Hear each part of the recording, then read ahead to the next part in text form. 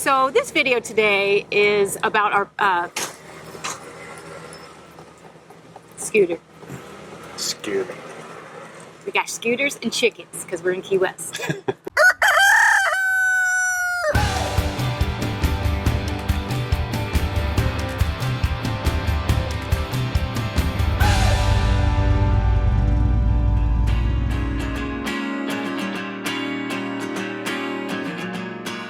Hey guys, welcome to the beautiful Key West, Florida. This site does not suck. It doesn't suck at all. It'll probably be a little while before our Key West video is out, Yeah. but this is a little preview. We have partnered once again with Techno RV to review another product.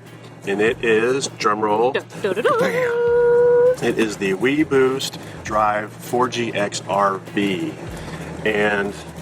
And you just read it right off the box. I did. I don't want to get it wrong. We also partnered with them on the TPMS that we reviewed in our tire safety video. Yes. We will link that for you Right over my head. up here somewhere. Yeah. And really wanted to test this out. I've been thinking about a cell booster for a while, and they sent us one to test, so very cool. Thank you. Yes, thank you, Techno RV, because it has come in very handy. Yes, absolutely. After testing this out, which we will show you, we've realized we should have had this all along. It is a critical, I think, piece to have in your mobile arsenal. Also, if you haven't seen our mobile internet video, this kind of goes along with that. And we'll also link that up here. Above my head. We've been in, what, about 48 campgrounds this year? Yep. And we've been in several places where we had a very weak cell service. And that puts a damper on watching TV and stuff like that. Yeah, well, the MIMO antenna that you might see in our other video works really well and helps. It can't do much when you've got a super weak cell signal, and that's where this guy here comes in. So just a little bit of recap to kind of give you a feel for when you should use this and when you shouldn't. We have seen some people who use one of these boosters all the time, and that's not the right way to go. And the reason being, if you are in an area with a decent cell signal, most of your phones and your hotspots, whether or not you're using MIMO antenna externally or the internal antenna, all use what's called MIMO, multiple in, multiple output technology, which means it's using two radios at the same time. So when you've got a good cell signal, you want to use both channels and have the ability for that, basically doubling of your bandwidth by using two channels. It doesn't always work out that way in the numbers, but generally that's what you can kind of think of. Side note, don't mind that guy hosing down the boat over there. Yeah. We're in the Keys. What are you going to do? That's the Keys. So when you are in a good cell signal area, don't use this. But if your cell signal is weak, if you're on a fringe, if it's kind of in and out, absolutely use a booster. And the reason you want to use a booster only in weak cell signal areas is because it only boosts one channel. So therefore, if you've got a great signal and you set this up and you boost one channel, your hotspot or whatever is going to pick up that one strong channel and cut off MIMO and probably downgrade your actual data throughput, which is not the goal. Nope. The goal is high-speed data. Yeah, that is the goal. It is the goal. So that's just a little bit of background on when to use a booster and when not. Additionally, if you've got zero cell signal, there's no hope for you. You're just not going to have cell data. It's just a booster can't boost nothing. 100 times 0 is still 0. So we've had this for about a month and a half now. We wanted to have it for a little while to be able to test it out, particularly because we needed to wait until we were in a bad cell signal area to really test it. There's just no testing it when you've got a good cell signal and it's degrading your signal. I'm going to take you inside now. I'm going to show you a little bit about your options for installing this. It's really simple. Our installation is ultimately simple. And also we filmed some of the testing that we'll also show you. And by we, of course, you guys know by now, it's him because he's the tech guy. I just reap the benefits of his knowledge. I mean, I'm just fortunate that he knows how to do all this stuff. Works for me. Works for me. We're a team. You work for me. Okay, so let's talk a little bit about how to install this, what comes in the box, that type of thing. It's really a pretty simple device. You've got an antenna on the outside, which I'll show you in just a minute, and then that connects to 20 feet of RG6 cable. One end is designed to go on the antenna, and the other end is designed to go on the heart of the unit, which is this guy right here. So basically it's antenna, cable, booster, another cable, antenna. So you've got an outside antenna and an inside antenna. And the weBoost is designed to give you the maximum allowable 50 dB boost. and you want to make sure that your outside antenna and inside antenna are separated. So if you're thinking that you can maybe, you know, put this antenna here, put the other antenna right out there, it's just not going to work. You want to have some separation between these two things, otherwise you can get oscillation, which is kind of like when you hold up a microphone to a speaker and it creates a loop and has that noise. Kind of the same idea, except it's in radio waves.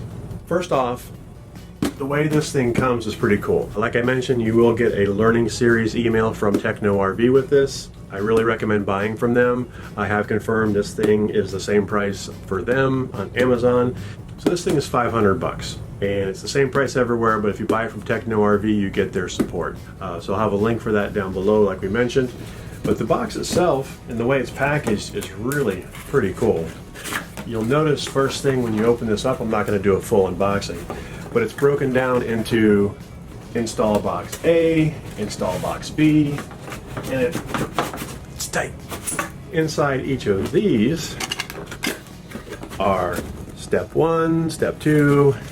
For our installation, it's pretty straightforward. I've got the antenna mounted to a PVC pole. And I'll talk a little bit about that pole in just a minute, but essentially what we have is right outside here, the pole is mounted on the side of the RV, which I'll also talk about. And then I run this wire in right through our doors here to this guy. And I haven't mounted this up yet because I don't know if you've noticed this desk I've got here. Currently working on kind of revamping the office here, so everything's in a bit of flux. But when I've used this prior to this location where we've actually needed it, where I did the testing, which I will show you in a minute, we just run the wire in, this sits down here, and then you've got this wire that runs to this. Now you'll notice in the testing I have this and my cellular hotspot very closely co-located. Some things that might help in the installation that this comes with. Number one, it comes with this little mounting plate. So I do plan on putting this somewhere on the wall here maybe. Probably going to use command strips. I may use this plate and it just snaps right in. So if you need to screw this to the wall and then snap it in, you can do that. All there is to this thing is the antenna inside port, antenna outside port, and a power connection. For the power connection, it comes with this regular old AC plug. It also comes with a fused 12 volt power supply setup here. So if you've got 12 volt power already run in your RV, every RV has 12 volt power, but if you happen to have it where you're going to wire this, you can use this. And of course, it's just regular 12 volt, 2 cables kind of deal. Additionally, they give you some equipment if you have to cut a hole in your RV. Now, their instructions don't go into mounting it on a roof. That's not really how this thing is designed, although this thing could be mounted on the roof. But if you're going to run the wire down and into the side of your RV, they actually give you a little hole saw, as well as a little mounting cover here to run your wire in. That way you can seal the hole up and run your wire through here and seal it and get it all nice and good. They also include some mounting zip ties with sticky backing so that you can, make your wiring nice and neat. We didn't really need any of that because we have these 3-season doors that kind of have the furry fuzzy stuff on top, and running a cable into those is super simple. This isn't a permanent mounted thing. We only set this up in places where we need it, and that's probably maybe 10, 15, 20% of our locations. We could use this booster. In our last 5, we've needed it at 2, so that's 40% right there. And that's really all there is to this thing. So let me get the antenna piece, because that part is pretty cool, and show you what we're looking at there.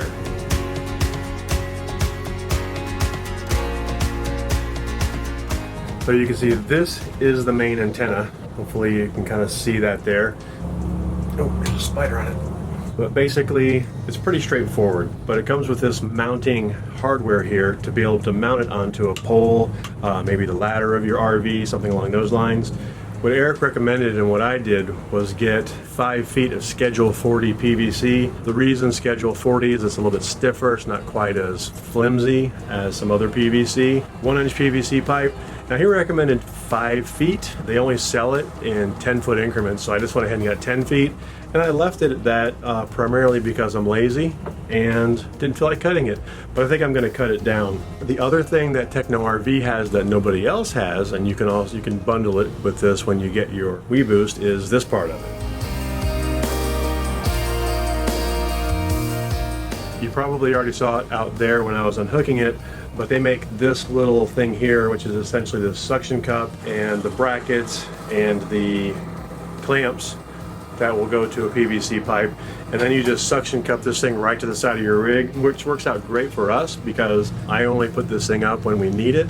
But I think I'm gonna cut this thing down to 5 or 6 feet. That way I can stash it up here above the bunk and keep it out of the way when we're not using it. If you're gonna use this on a 10-foot pole like we do right now, Eric does recommend using 2 suction cups, a little more stable.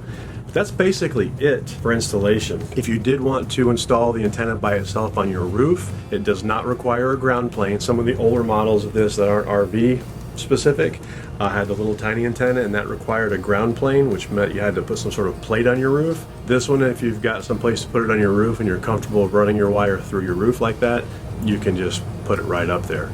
I like to have the ability to mount this maybe on different sides of the RV if we're under trees, perhaps move it up, move it down. I like the flexibility. We might in the future go with some sort of antenna bundle on the roof, but right now this thing works great and it's a super important part of our mobile arsenal right now. We are going to test this cellular booster. What we're going to do here is I've got our setup per usual, and what we've got is a Wi-Fi Ranger, and my laptop is connected directly to that Wi-Fi Ranger via Ethernet, and then the Wi-Fi Ranger is connected to the AT&T hotspot, which is a Unite Explorer. Currently, our first test is going to be with the MIMO antenna in the window. This has been our default setup for quite a long time, but it's been hit and miss, and we've had some situations where we could really have used the boosters, and I think we're in that kind of situation now in a state park outside of Savannah. So you can see on my screen here that I've got the Wi-Fi Ranger interface. I can see that I am connected, I'm tethered, AirCard 815S. That's what the Unite Explorer shows up as far as a tethered unit. Online using cellular. Let's do a speed test here. Let me capture my window. This is tethered and connected to the MIMO antenna. Let's see what we get. Okay, this is about what I've been seeing. 2 to 3 megabits down. Let that finish testing. Yeah, 2.6 down is not good.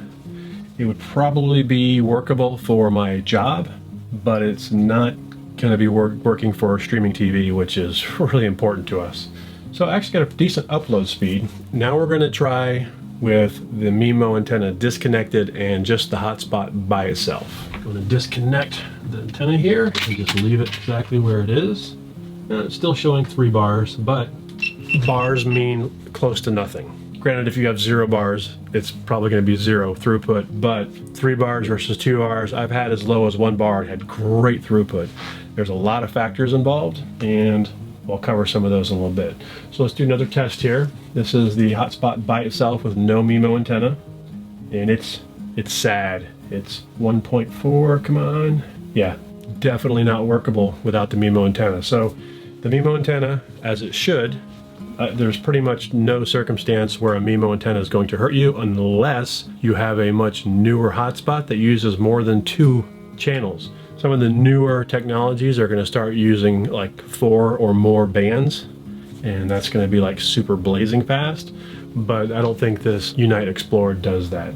So we got 1.4 down and 1.3 up, pretty abysmal. So now let's try the booster. I've got the booster on a pole out here. It's just a 1-inch PVC pipe, suction cup, and the antenna on top. I don't know if you can see it up there. Cable runs in right there and into here. So let's power this guy on. Alrighty, it's got juice, and we're going to take the antenna, and I've found that setting this up here and then setting this about 3 or 4 inches from it right there Close proximity, not too close, but close enough. So I'm going to give that a minute to pick up the boosted signal. It's that it won't just switch over like that, so you got to give it a minute. And let's see what we get now for our speed test. There we go. That's what I'm talking about. That's better. So now you can see, because I'm dealing with a weak signal, that the boosted signal, even though it's a single channel, remember boosters only boost one channel, which is why they are sometimes detrimental in a good cell service area. Think about it, you've got your hotspot can talk across these two channels and it's going along great. You turn on a booster, it says, oh, I've got this stronger signal over here, I'm going to connect to it, but it's one channel. Now you've got one strong signal versus two. But in a situation like we are now, where it's a low signal, a single boosted signal is better than two channel of crap. So you can see here my first test, I got 2.6 down, 5.09 up. That was with the MIMO antenna. My second test with just the hotspot was 1.4 down, 1.3 up, the worst one. And the best one was with the booster at 10.7 down and almost 6 up. So a huge improvement at this current location with the booster. I know that when we were here last time, in the spring on our way up, if you haven't seen our Savannah video, go check it out. When we came through here on our way north for the summer, I know we had trouble streaming TV, and if you watch our internet video, you know that's how we watch TV. We don't have satellite, we don't hook up to cable, we don't do any of that. We stream everything through our Apple TVs using DirecTV Now and then all the apps. So now we're going to be able to watch TV really well. Additionally, one thing to keep in mind, cellular signals are flaky. So sometimes when you are on the edge of a good coverage area, depending on atmospheric conditions, rain, fog, daytime, nighttime, cellular signals are just radio signals like anything else, and atmospheric conditions can affect them. Especially when you are on the edge of a good coverage area, you might go from great coverage to bad coverage to great coverage, bad coverage. It could just change by itself even though you haven't moved at all. And that is another good case for the booster, because if you are in a bad area or right on the edge between good and bad, have a booster and you don't have to worry about it. I'm going to hook this thing up, I'm going to put everything back where it was, where I got the good throughput, and we'll be golden the whole time we're here. So we hope you liked this review of the weBoost. Please give us a thumbs up, please subscribe. We like the weBoost. Yes, we do. Please follow us on Instagram and Facebook, and sign up on our website to get notifications of when we do special blog posts, because we are doing different RV park reviews and things like that that you won't see on social media. Right, and if you want to pick up one of these cell boosters, there'll be a link in the description. We have partnered with Techno RV. The cool thing about purchasing from them is you get their support and not just weBoost support. You can email them, they send you a nice email with a learning series that outlines how to set it up. It's really cool. That's right, so you're not on your own when you buy from Techno RV. Absolutely. As usual, any questions at all, hit us in the comments below. If you just want to say hi, you have a question, whatever. So now we're gonna go to Blue Heaven, and we're gonna go out and enjoy ourselves in Key West. It's time to go get a lobster Benedict. Oh. Lobster and filet mignon Benedict. Oh yeah. See ya.